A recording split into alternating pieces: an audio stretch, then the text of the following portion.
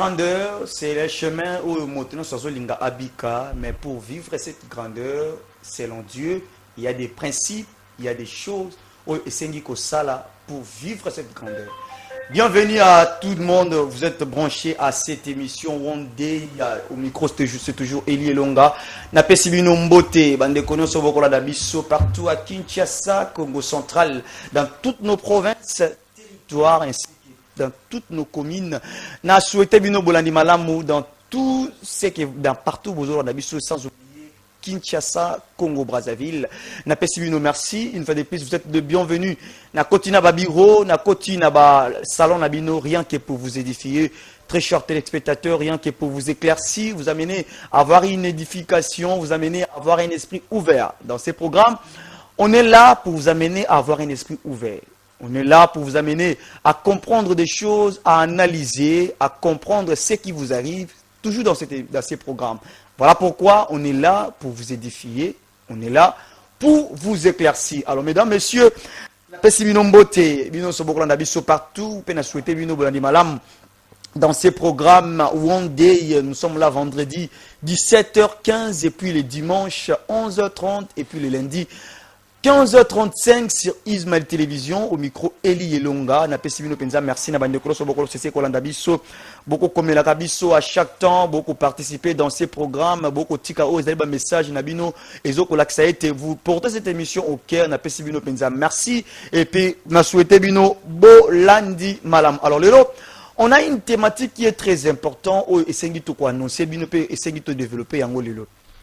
Tout le monde veut la grandeur, tout le monde veut aller loin, tout le monde veut réussir. Mais pour arriver à la grandeur, pour arriver à réussir, il faut payer un prix. Il faut suivre des préceptes. Il y a des lois, il faut respecter. Il y a des chemins à suivre et il y a une divinité à suivre ou à s'attacher pour réussir ou pour arriver à cette grandeur.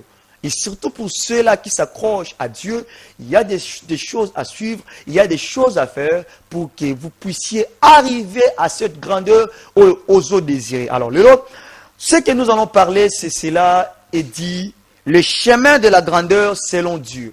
Parce que il y a le chemin de la grandeur selon les hommes, selon les diables, mais il y a aussi un chemin de la grandeur selon Dieu. Pour tous ceux qui veulent arriver à la grandeur, selon Dieu, il y a des choses à suivre. Alors, n'hésitez pas, alors il y a pour contacter Bisso si vous avez des questions, des suggestions, comme la Bisso, le numéro, vous allez afficher au bas de vos écrans.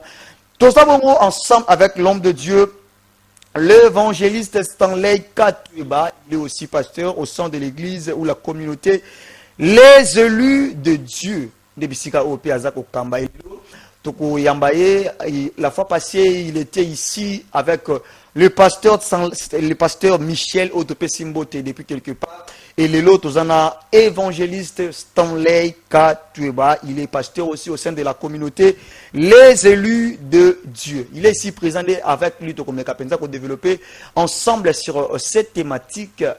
Le chemin de la grandeur selon Dieu. Alors, si vous avez des questions, des suggestions, des préoccupations, n'hésitez pas de nous contacter, de nous faire un message via le numéro affiché au bas de vos écrans. Il est ici présent, l'évangéliste Stanley Katueba. L'homme de Dieu, bonjour et bienvenue. Bonjour, Papa Eli. Qui m'est allé? Qui m'est allé? Nangolo Nzambe. Boni libota et puis boni mama, boni bana nyonso, sangoni no meli bana Nzambe na après-midi à mokola lelo. Libota eza malam, bana Nzambe. Église ya élu de Dieu bangonyo subaza malam. Très bien. Ba pesio pembote. Amen. Yambiango mbote pe na bangonyo so. Bon, sango to memeli bana na Nzambe na mukolo ya lelo ezapo bayeba ko synthétiser, bayeba ko sala la différence entre le chemin de la grandeur. Alors, na chemin de la grandeur, toza na chemin de la grandeur selon Dieu. O tozo le belelelo et puis ba poenango chemin de la grandeur selon le monde, selon les hommes. Alors, on doit développer ça. Parce que batebele bazana na ignorance. Il faut bayeba les lots. Très important, batebele bazana kata ignorance et sengeli bayeba parce que tout le monde veut arriver à la grandeur na makambazo sala azoluka akoma grand. Mais sans oublier que non, lorsqu'on espère à la grandeur, il y a des choses à faire. Il y a des prix à payer, il y a des lois, comme je viens de dire tout récemment, des lois à respecter. Parce que ce qui est très important, la grandeur, et il y a un prix à payer pour comme la grandeur. Ce n'est pas quelque chose au lali au lamouki au commune, mais surtout on parle le chemin à suivre quand on veut la grandeur selon Dieu. Alors, nous sommes avec l'homme de Dieu, l'évangéliste Stanley Katueba, il est pasteur au sein de la communauté Les Élus de Dieu, Bisikape Azak Okamba Elelo. Toko développer sur ces sujets. Si vous avez des questions, des suggestions, des préoccupations, faites-les au travers des numéros affichés au bas de vos écrans. Alors, l'homme de Dieu, Malobanga Wayo, Toko ta directement, Bananzan Bazan impatient à découvrir le chemin de la grandeur selon Dieu. Je veux dire au peuple de Dieu, le chemin de la grandeur selon Dieu. Mais lorsque nous ouvrons la Bible, nous découvrons une vérité vraiment surprenante, presque choquante. Parce que le chemin de la grandeur selon Dieu n'est pas le même celui du monde. Très bien. Alors, que le monde dit, monter pour être grand. Eh oui. Mais Jésus-Christ nous dit, descend pour être élevé. L'inverse. Le monde dit, cherchez la première place. Mais Jésus nous dit, choisissez la dernière. Le monde dit, fais-toi servir. Jésus-Christ nous dit, deviens serviteur. Ok. Parce que dans Marc 10, 43, Jésus a renversé complètement notre manière de penser.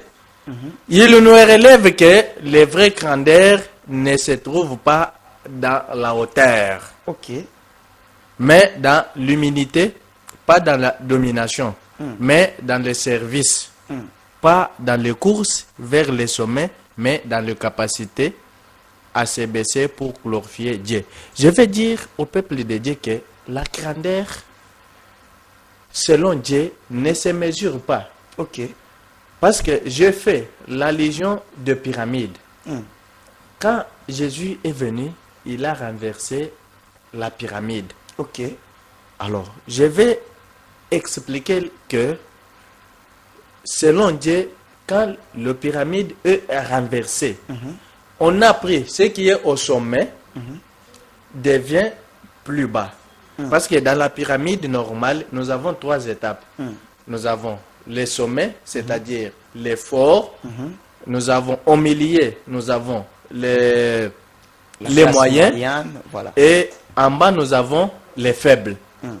Mais le chemin de la grandeur selon le monde, les forts restent au sommet.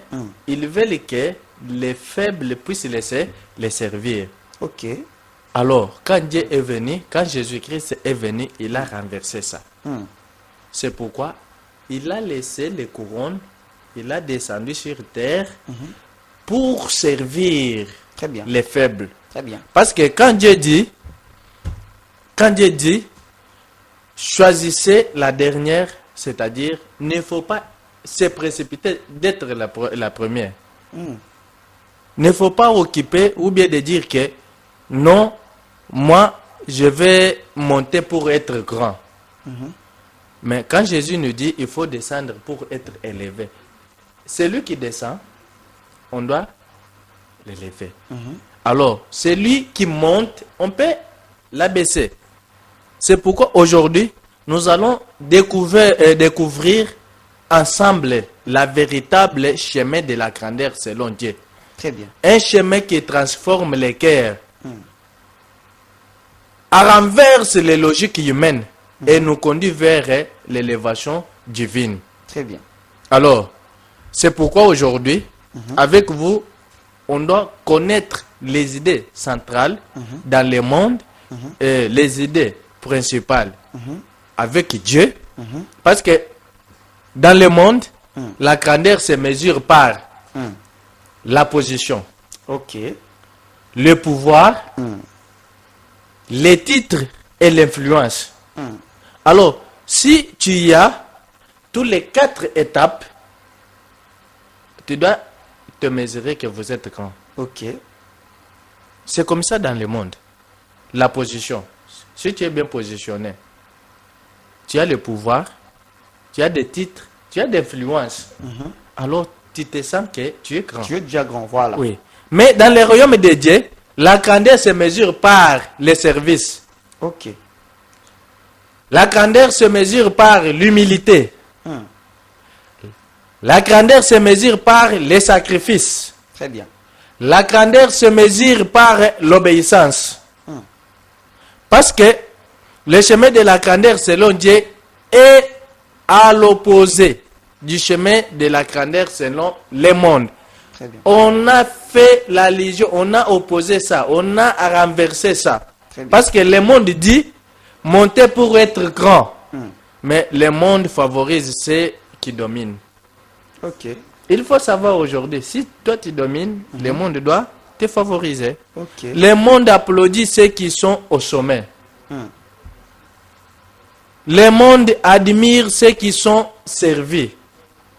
Parce que je vais dire aux hommes de Dieu, je vais dire aux autorités, aujourd'hui, quand on choisit le chemin de la grandeur selon le monde, ça signifie que tout le monde veut être au sommet. Tout le monde veut être applaudi. Na yango lelo nazo ya koloba ke nzela wana eza nzela. Lelo okozala likolo, il faut otala baoyo baza nase. Il fallait okita olungo kuna likolo ozongati nase na baoyo baza faible bo travailler na bango ensemble. Mais l'autre comment est l'autre déjà difficile hein. Tout le monde a moto un politicien ou un homme de Dieu au hasard élevé en grandeur à soit humilité ou à ko kita pendant assez ko travailler na ba collaborateur avoir un cœur il y a humilité ou c'est vraiment difficile hein. Ba ko ça lango souvent mais ça pendant na tina bango te que to so komone la bango na yango basali ya Nzambe tango baye tango Jésus aye kolakisa bango lolenge nini ya kozala grand lolenge nini ya ko servir nanu avant après être servi. Très bien. Ingénieur quand rapporte marquer les autres côtés là parce que les disciples discutaient pour savoir qui est le plus grand. Les disciples de Jésus discutaient aussi sur ça pour savoir qui est grand. Les pharisiens cherchaient les premières places parce que tout le monde cherche les premières places. Même à l'école, même partout, même à l'université, même à l'église. Ça, pour vous dire que les choses entrent directement dans des églises. Montignon soit comme à la première place. Mais quand Jésus est venu, Jésus a la première place c'était. On dit que les pharisiens, babanda koloka première place et Rosalayanan. Mais dans le monde, la grandeur est verticale. Monter, s'élever et dominer. Mais Dieu dit, la grandeur est verticale. Il faut descendre pour être élevé. Jésus a renversé tout. Quand Jésus est venu, a renversé ma communion sur tout. A renversé nyon surtout. Alors, après si biso mayel makanis, atali si biso na mukili alobi, pour les lots aux alamontumonene, il faut oye banano ko servir nano batmusus. Okoma nano nase, aux alana bango elongo, au servir bango, après yo bakoya ko servir yo. Osomona. Parce que basala nzambe belé, mususu bakomi kotika laga na babiro. Atikali na bureau mais baoyo baza nanse azo yeba te souci majeur ya population to ya baoyo baza faible ba brebis oyo baza nanse souci majeur na bango ezanine. C'est pourquoi dans le royaume les grandeurs est égal servir, l'autorité est égal l'humilité, le leadership est égal à sacrifice et la puissance est égale dépendance à Dieu. De quoi il fallait bande kobayeba. Très bien, allez-y. quand on a renversé la pyramide, c'est pour montrer aux serviteurs de Dieu, c'est pour montrer au monde que tout ce que nous sommes en train de faire, ce n'est pas ça. Ce n'est pas la volonté de Dieu. Il faut tout ça là, où il y a volonté ensemble, au lieu de tout ça là, où il y a volonté na biso. Volonté na biso, il y a bamo nangai, ndeko eli, aza place tel, aza likolo, batunye so bazo kumisa ye, bazo betele maboko, bazo sala. Pona ye, pona wana monikete, naza grand, naza au sommet. Mais Jésus a tikinyoso. La voix, matsango. Aye penza akititi nanse. Akiti nanse. Atali ba oyo baza faible. Asimbi bango na maboko. Akolisi bango. Apesi bango makanisi. Apesi bango ba conseil. Atalisi bango nzela ya nzambe. Alors, dans ce moment-là, on me dit que Jésus aye komata. Azongi siko inangwende na ye. Mais ya liboso, azalaki muntu atikali patata. Afandi kuna azo pesa ba ordre. Mais pona nini asali yango te? Pona nini asali yango te? Parce que tout ce que Dieu élève passe par l'abaissement. Ok. Servir avant de vouloir diriger. Mais a otokomi kolinga kaka biso nyonso to diriger. Biso nyonso kaka yangwana. Mais siko bosala nzambe to linga pe koyeba. De l'autant to komona bato ebele ba ko bunda ko luka ko koma grand na domaine songolo pakalo ba ko zala na yango.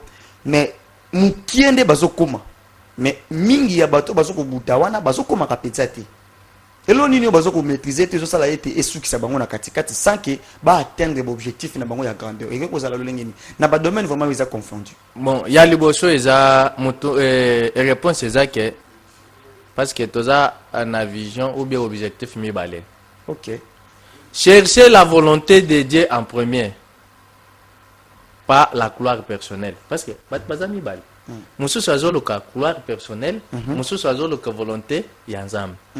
Oya luki volonté ya nzambe dans ce moment là nzambe atali ke ya liboso luki nanu volonté na ngai. Azo sale le volonté na ngai. Azoloka nanu bunzambe, azoloka nanu présence na ngai. Dans ce moment là na kosala nini? Na komatisa ye. Mais oya azoloka nanu gloire personnelle. Alors, intérêt, tant que azoloka nanu gloire personnelle, eza l'intérêt ya population. Eza na katite intérêt ya bana nzambe. Intérêt, eza na katite ya nzamba akosala nini akokitisa ye. Ok. Po amati zamba kitisi ye. Mais oya luki volonté de Dieu, oya azosala le volonté de Dieu, azoloka nanu gloire de Dieu, ye akitaki nanu. C'est pourquoi nzamba asali nini amatisi ye. Yango bamonaka bato mususu balobi amana mobali wana asimbikisi azalaki kaka boy te eza makambo ya kisi te osomona o kaka ndenge azalaki boy te eza bongo te parce que abanda kotambola na kobanga nzambe ayebi ke pona zala grand pona matalikolo il fallait nanu nakita na se na servir nanu avant de diriger avec toute l'humilité avec beaucoup de sacrifices. Alors, nzamba salinini amatisi ye. Yango nazoloba ke la gloire humaine est temporaire. Accepter les processus d'humiliation. Parce que en tant qu'un enfant de Dieu, makambo nyonso oyo biso tozomona, oyo bato bazomona, nyonso tu ezaka ka ya malamu ya kolanda te.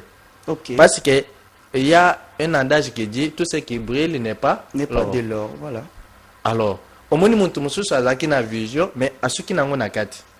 Mususu azaki na vision mais asaleli mayele ya kolanda consigne ya nzambe, ya kolanda bunzambe. Ya koloba ke nakozwa mayele pa ndeko Eli nazala nano simana ye. Dans ce moment-là okolakisi ye makambo nyonso to. Très bien. Amisali nanu mwana musala na yo. Tango amisali nanu mwana musala alors yoko otali idée ya muntu yo lelo soki na pesi place oyo akokamba pe bamusu. Mais ya ye nan akamba nan ma atikali kozala nanu pe mwana koyeba nanu société ndenge nini amukumisi déjà serviteur. Alors nzamba kotombola ndenge nini Alors, tant que aussi, on a une partie où ils ont un peu spirituel. Partie pratique où ils sont quand on espère à la grandeur. Oui. Et surtout quand on est à Dieu, bah partie pratique où ils sont moto à ça que vous allez l'engager tout que vous allez nini où il permettre moto à côté à grandeur. Nini où ils sont à ça la partie pratique naï où ils sont appliqués. Bon, partie pratique, oyo nazo yebisa bana nzambe balanda pour atteindre objectif. Il y a chemin de la grandeur. Eza kolobake. Parce que Bible ezo yebisa biso, le chemin de la grandeur selon Dieu n'est pas celui du monde. Il y a liboso ayeba déjà différence, il y a que chemin de la grandeur eza ya nzambe eza ndenge moko na ya mokilité. Eza déjà biloko mibale. Voilà. Ekeseni. Parce que na mokili muntu nyonso to azolinga azala likolo. Mais na bunzambe bayebisi biso que il faut kozala na se. Ozomona. Alors dans ce moment-là, on comprend que bato ebele bazoko ko atteindre objectif wana te. Parce que le monde dit monter, Jésus dit descend. Est-ce que yo koko ndima yango? Ozana poso mata. Mais au moni musala nzambe moko aye, Jésus a lobité bongo te, il faut descendre. Kiteti na mabele. Tika komata longo kiti wana ezaya yate. Kiti wana ezaya bato. Yo telema na kiti, yo place na yo ezao. Est-ce que okondima yango? Muntu mususu akosala nini akosilika. Alors, la grandeur selon Dieu est, exemple, moins de moi, plus de Dieu. Ok. Moins d'orgueil, plus de servir. Moins de titres, plus d'amour. Ok. Mais voyez, au le titre songolo pakala. Mais bah yebisio qui avant aux zones ba titre il faut d'abord avoir l'amour. Parce que tant que vous avez un titre yango, mais aux na bolingote. Comment tu peux diriger les gens qui sont experts à la grandeur sans toutefois qu'il y ait l'amour? C'est difficile. Alors, il faut d'abord l'amour. Très bien. Alors, au koko se comparer na noté, il faut tirer Nzambe en première place. Mais ça na batu mususu amiti na en première place, ati Nzambe na première place te. Ozomona. Ati orgueil liboso. Service ezate. Alors, tant que yo ozali kolo, il faut servir pe bato bazana se. Oui. Oko servir bango na nini? Orgueil ezali. C'est moi le commandant. C'est moi le pasteur. C'est moi le bishop. C'est moi. C'est moi ici là. C'est moi et le kebele. Au lieu de servir, ezali sous-souté. Pour nini parce que il y a l'orgueil. Ok. Au titre liboso, alors bolingo ezate. Ata osali mabe. Ata osali malamu, soki muntu aye bisho ke ndekweli pasteur tel évangéliste sanle tala makambo sali eza bongo te. Alobi, est-ce que tu sais que c'est moi le pasteur ici? C'est moi le chef, c'est moi le chef de bureau, c'est moi selon ba titre oyo muntu azanango. C'est pourquoi la Bible nous dit, celui qui voudra être grand parmi vous sera votre serviteur. Wana eza na Marc 10, 43, 45. Montunyo soaza na Bible place azali. Atanga. Parce que la Bible nous dit précis. Celui qui voudra être grand parmi vous sera votre serviteur. Ndekweli. Bayebiso ke pour comme grand, il faut nanoza le serviteur. C'est l'étape que beaucoup de personnes n'arrivent pas vraiment à maîtriser. Yango zo mona batu mususu bazoko kana kesho tunaki bazoko koma te selon idée na bango selon ba vision na bango. OK. Azoluka comme millionnaire mais pas te kamakala na nzela peut-être azomona ngo soni. Amona ngo soni. Amona ngo na kokatenga na koteka makala te on million na bango wana bazala vraiment na carence ya makala. Alors, exemple. C'est quelque chose vraiment. Yango zomone ke muntu azaki na vision, akomi pe na papier mais azoko koma te na sommet ya vision na ye. Parce que Bible ezo yebise biso. Mais okoki kokoma pe selon vision na yo comme pe likolo mais on se retrouver aux ongiti na se parce que idéologie ezate ou a renverser pyramide te muntu yazo lingata oza déjà likolo soko oza déjà likolo omoni ke muntu nyoso akolanda biso na mateya na émission ya lelo soki azalaki likolo aza na batitre aza a renverser nanu pyramide tango azo a renverser pyramide akoyeba souci ya bato bazana population faible ba brebis oyo bazana se akotal akoyeba souci na bango dans ce moment là akozwa idéologie ya Jésus-Christ akotambwisa lingomba ya Nzambe akotambwisa population akotambwisa ti nasuka. Très bien. Et puis nasuka yango akosala nini batomboli atiki ngwende na ye akiti na se et puis Nzamba ye kosala nini aye kotombole ye na place. Je pense qu'il a répondre na mutuna na yonde. Très important. Alors Namandeko Bokolanda Bisso, nous sommes avec l'homme de Dieu, l'évangéliste Stanley Kateba, il est au pasteur au sein de la communauté les élus de Dieu Bisika Zako Kamba Elilo. Nous développons sur les chemins de la grandeur selon Dieu. Il y a aussi le chemin de la grandeur selon Moto Yoyebi, mais il y a le chemin ou un chemin de la grandeur selon Dieu. Or, il y a aussi des exigences. Quand on veut la grandeur, même chez Dieu, il y a des exigences, il y a des choses à faire, il y a des lois à respecter pour permettre de arriver à la grandeur.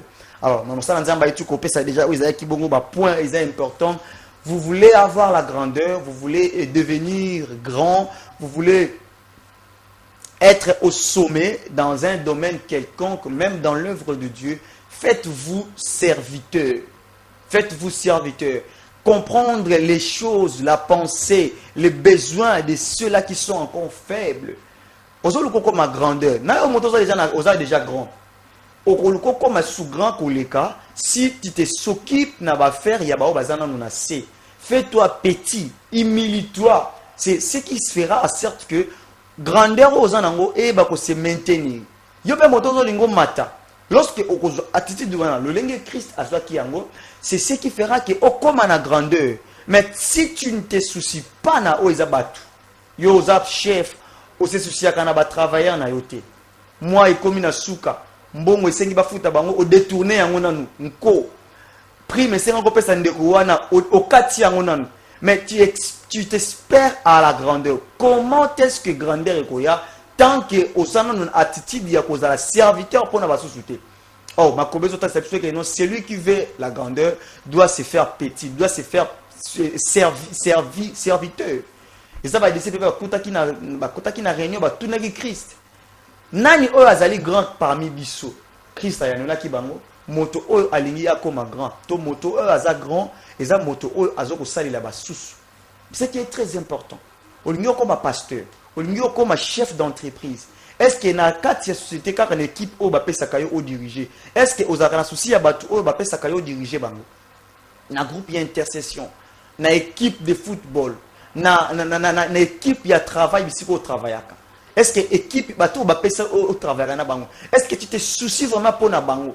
Bazwa ki mbongo salaire na fin du mois, ba prime na bango, ba mbongo à transport. Lorsque vous avez ces soucis là, c'est que il y a que se soucier pour les autres, il y a que servir ba ninga msusu. C'est à ce moment-là la grandeur viendra. Mais si vous n'avez pas ce cœur, n'espérez pas la grandeur. Ce qui est très important. Un homme de Dieu, Namoto maintenant c'est quoi asa déjà grand. Comment se protéger? Parce que les étapes où te belé bazwaka perte. D'autres na ba comportement, na ba agissement, na ba flèche, na ba attaque et msoube ba rapena ko se maintenir. Comment ko se maintenir une fois on est grand? Kotika na poste wana ya grandeur sans toutefois okweya. Comment on fait ba stratégie ni moto sengi asala pour essayer ba ko se maintenir une fois déjà on est grand. Après to ya ko sima na moto alingi ya mata. Mais d'abord na moto asa déjà grand. OK. Moto ya za déjà grand na kokolobake. Les grands selon le monde, les grands sont en haut. Baza likolo. Aza déjà likolo. Alors, baoyo baza na se sikoyo, les petits sont en bas. Bango baza na se. Alors, kaka muntu aza likolo wana les pouvoirs montent. Alors, baoyo bazananse, les autres servent celui qui est au sommet.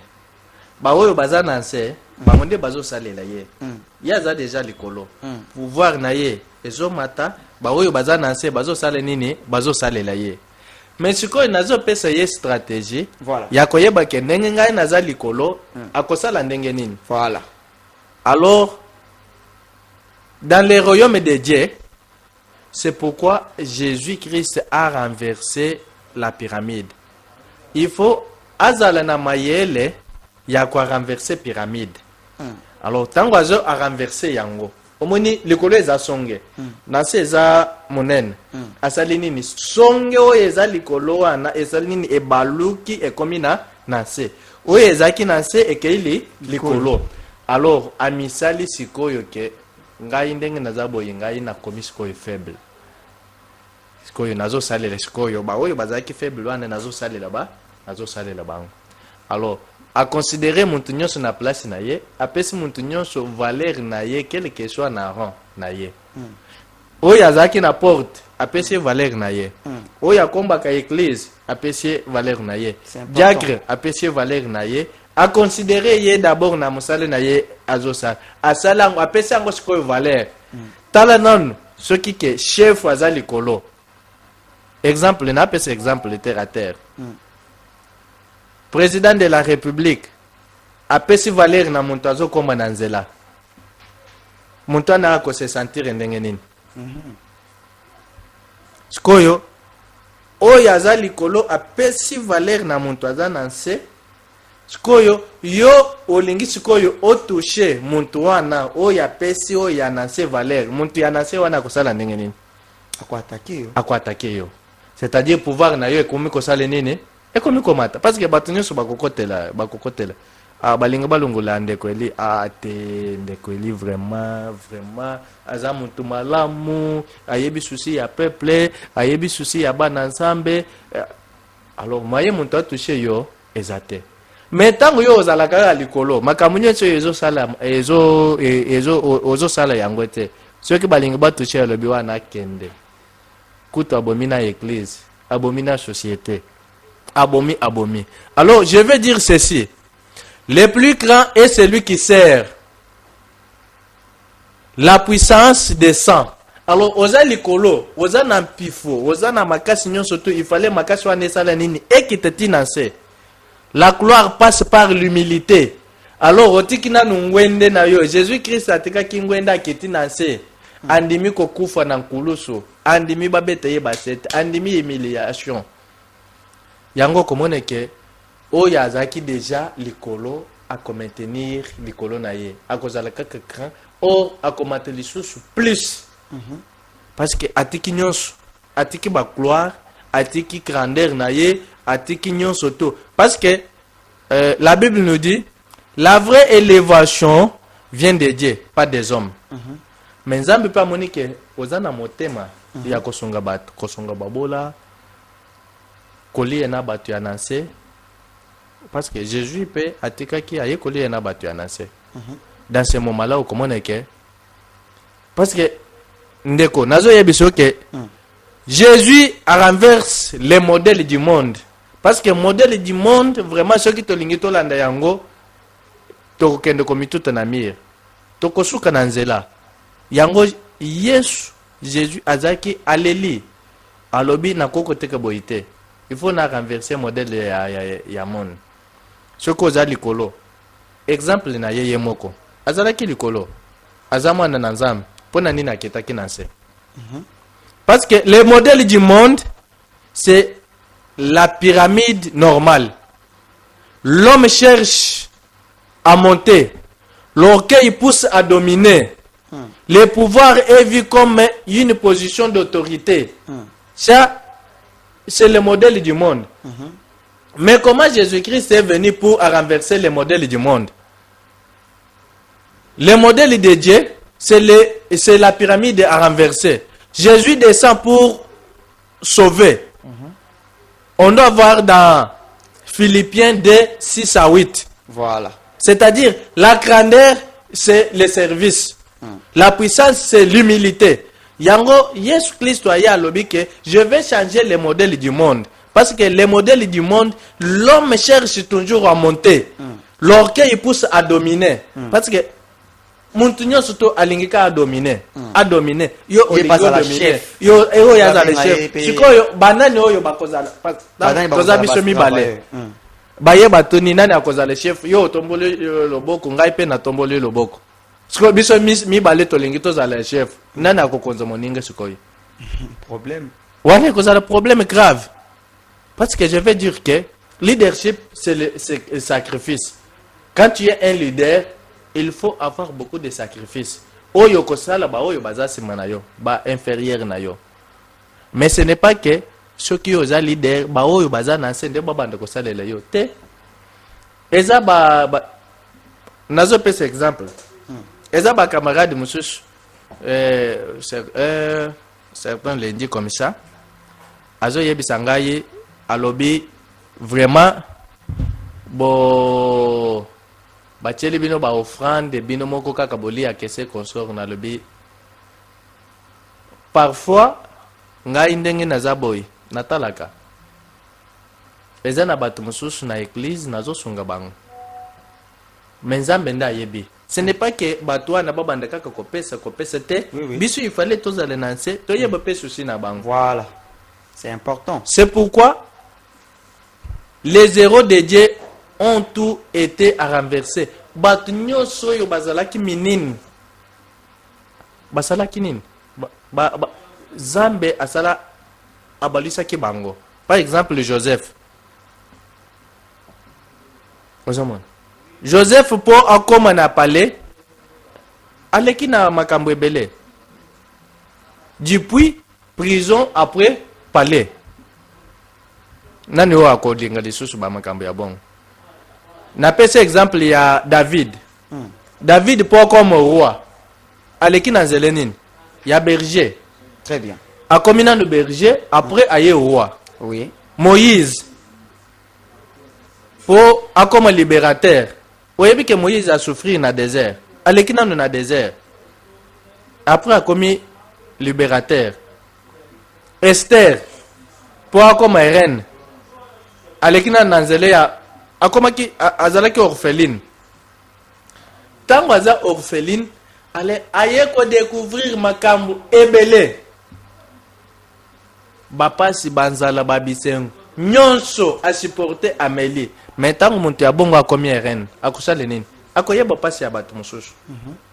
Mais une fois, yo o lekina yo commis reine, o lekina zele mon côté, o lekina passe mon côté, la formation té, o koye bapasi à battre mon souche ndengenine. Jésus, yé moko, azakina nous serviteur pour comme seigneur des seigneurs. Pour vous dire que Dieu élève ceux qui s'abaissent. Montoyo azomi kitisa ndenzamba azotombola. Oya matina note ami kitisa. Oya azalaki déjà likolo asala inverse ya pyramide. Akitati nanse ye moko na volonté na ye aye amikitisi tinanse abandi kota les soucis ya bato mususu dans ce moment-là ako garder place na ye ako garder oya azalaki nango likolo. Mais ce qui a quitté ce qui nous a akitisi ya akitisi pour anyati mbala moko moya mateli soso ezate très important. Alors on a encore rappelé la badeko so bokolanda biso, nous sommes avec l'homme de Dieu, l'évangéliste Stanley Katuba. Il est aussi pasteur au sein de la communauté les élus de Dieu bisika zako kamba elelo toujours comme kapenza kotambola sur ces sujets que nous vous avions déjà annoncé pour la bandeko bosi biso na katikati. On parle sur les chemins de la grandeur selon Dieu, parce que Lélo, tout le monde cherche la grandeur, tout le monde veut la grandeur, peu importe le domaine. Mais ils ont à côté moko bato baza ko linga vraiment te ko simba to ko kota pe to ko sala ya motuya. Lorsque ozo linga o ezali beaucoup grandeur, il y a des prix à payer. Peu importe que ce soit chez Dieu, peu importe chez l'ennemi ou soit chez le diable, il y a des prix à payer, des lois à respecter, des principes à respecter pour na kokoma na grandeur o yozanango. Peu peu importe le domaine où vous exercez. Mais ali eloko ba te belé ba ko lingate. Olingi grandeur, mais quand il faut faire des sacrifices, quand yo botoana oboya. Olingi grandeur, quand on va bisio ne fais pas ça, ne fais pas ça. Car yonde motoana oboya. Mais comment tu peux espérer à la grandeur en même temps aux autres lingate ko sala o ezali ba principe o grandeur et pesaka. Ce qui est très important. Alors avec l'homme de Dieu, à Pessi ba point ezali vraiment très capital, na ba o baza déjà grand. Soko lingi otika la grand o sala été grandeur na yo ezala affermi zala o ezali bongo zwa o ezali attitude ya serviteur ko servir o ba o ezali bongo faible mende ko sala été o ezali lokola grandeur na yo ezala bongo makasi l'autre comme on a battu belé aza grand mais alingi ko piétiner ba o baza na senaye mais ce n'est pas ce qui est très important. Avec la grandeur, sala o zali bongo serviteur. Mi sala voilà serviteur na ba o bazali faible. Ce qui fera est-ce que grandeur na yo na domaine zali nango et ba kozala bongo affermi. Alors l'homme de Dieu, on va se séparer ici. Une conclusion et puis quelques salutations na bandeko basili ko na biso et puis on se sépare. Nazo yebisa bandeko ensemble bayeba ke. Très bien. Ou bien j'invite l'Assemblée à renverser leur manière de penser. Parce que c'est ça qui pose aussi des problèmes. Il faut renverser la manière ya kokanisa. Parce que makamunyo surtout ezo ya na makanisi. Oui. Alors tant makambo ezo ya na makanisi, yango ezo tinde biso to koma ba orgueiller, to sala boye, to sala boye. Alors, nazo inviter bango lisusu pour abandonner l'orgueil. Accepter le chemin du service. Laisser Dieu les élever au temps convenable. Il faut côté que Penzambe. On ne force pas des choses. Il faut laisser aussi le temps à Dieu. Parce que 1 Pierre 6 et 1 Pierre 5, verset 6, la Bible nous dit: humiliez-vous donc sous la puissante main de Dieu, afin qu'il vous élève au temps convenable. Très bien. Alors, si on force les choses, il faut kozongana no simakoti kangonga. Très bien. Nanzambe. Nzamba yebi tanini oyo akotombola yo, Nzamba yebi tanini oyo akokitisa ye. Alors, nazo yebi sabandeko na mukolo ya lelo bayeba ke chemin de la grandeur selon Dieu eza facilité eza na ba principe na bango oyo bakoki kolanda bamikitisa Nzamba kotombola oyo azaki likolo asala système ya Jésus Christ atika ngwende na ye akitananse a servir ba mususu ayeba susi ya batu mususu po Nzamba kosala nini akotombola ye oyo azolinga amata. Il faut renverser les façons de penser. Alors, nazo pesa Église des élus de Dieu, bisikenion so bazali. Bishop Amos, Pasteur Michel, Pasteur Paul, na pesi bangombo tibiseka bazali, na pesi molongo ninangai, Jeannette Kalanga Mbote, na bana nyonso, na pesi bato ya technique oyo basungi biso po émission eleka bien na pesi bango mbote na pesi Kongo mobimba mbote na pesi batu nyonso mbote na kombo na Nzambe azala na bango bayeba ke chemin de la grandeur selon Dieu eza na principe na yango. Très important, on va mettre un point final ici. Merci à la grande équipe, là je vois ingénieur Grâce. Merci Nabino Sobozaï Kolandabiso. Nous étions avec l'homme de Dieu, l'évangéliste Stanley Kateba. Il est aussi pasteur au sein de la communauté Les Élus de Dieu. Il est l'automécaque pour développer sur ce sujet, le chemin de la grandeur. Si vous avez des questions, des préoccupations, n'hésitez pas de nous contacter via les numéros affichés bas de vos écrans. Nous sommes là vendredi 17h15, dimanche 11h30 et le lundi 15h35 sur Isma Télévision. Que Dieu bénisse la RDC, son président, son peuple ainsi que son église. On se dit au revoir.